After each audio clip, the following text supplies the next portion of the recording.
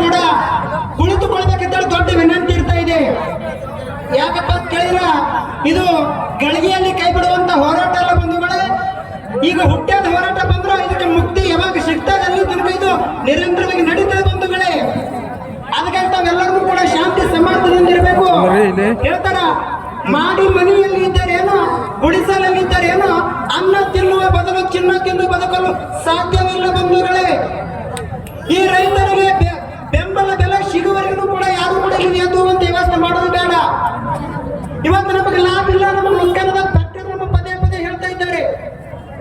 ಇದೇ ರೇಣುಕಾ ಸುಗರ್ಸ್ ಮಾಲಕ್ತೆ ಆಗಿರ್ತಕ್ಕಂಥ ರೇಣುಕಾದೇವಿ ಚಿಕ್ಕೋಡಿಯಲ್ಲಿ ಏಕೋಚಿತ ಒಂದು ಪಾರ್ಲರ್ ಮಾಡಿ ಈ ಒಂದು ಫ್ಯಾಕ್ಟರಿಗಳನ್ನು ಓಪನ್ ಮಾಡಿದ್ದಾರೆ.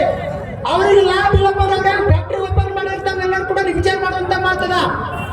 ನಮ್ಮೆಲ್ಲರ ಕಬ್ಬವನ್ನು ತಗೊಂಡು ಲಾಭವನ್ನು ಪಡ್ಕೊಂಡು ನೂರಾರು ಫ್ಯಾಕ್ಟರಿಗಳು ಕಟ್ತಾರ, ಹಣವನ್ನು ಗಳಿಸ್ಕೊಂಡು ತಿರುಗತ್ತಾರ. ಆದ್ರೆ ರೈತರು ಏನೋ ಮಣ್ಣಿ ಒಳಗತ್ತವ. ಇವತ್ತಿನ ದಿನದಲ್ಲಿ ಹೇಳಕ್ ಇಚ್ಛೆ ಪಡ್ತಾ ಇದ್ದೀನಿ, ನಮ್ಮ ಕಬ್ಬಿಗೆ KPR 10.14 ರಿಸಲ್ಟ್ ತೆಗಿತಾ ಇದ್ದಾರೆ. ರೇಣುಕಾ ಸುಗರ್ಸ್ದವರು 9.60 ತೆಗಿತಾ ಇದ್ದಾರೆ.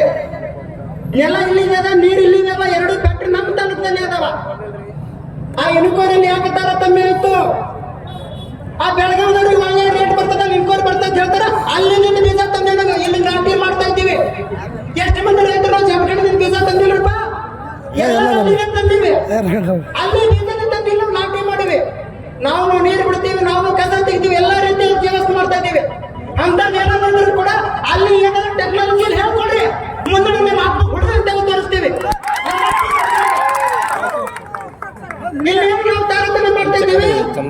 ಎಲ್ಲ ರೀತಿ ಸರಿಯಾಗಿ ನಾವು ನಡೆದುಕೊಂಡ್ರು ಕೂಡ ನಮಗೆ ಕಾಟದಲ್ಲಿ ಮೋಸ ಮಾಡ್ತಾ ಇದ್ದೀವಿ.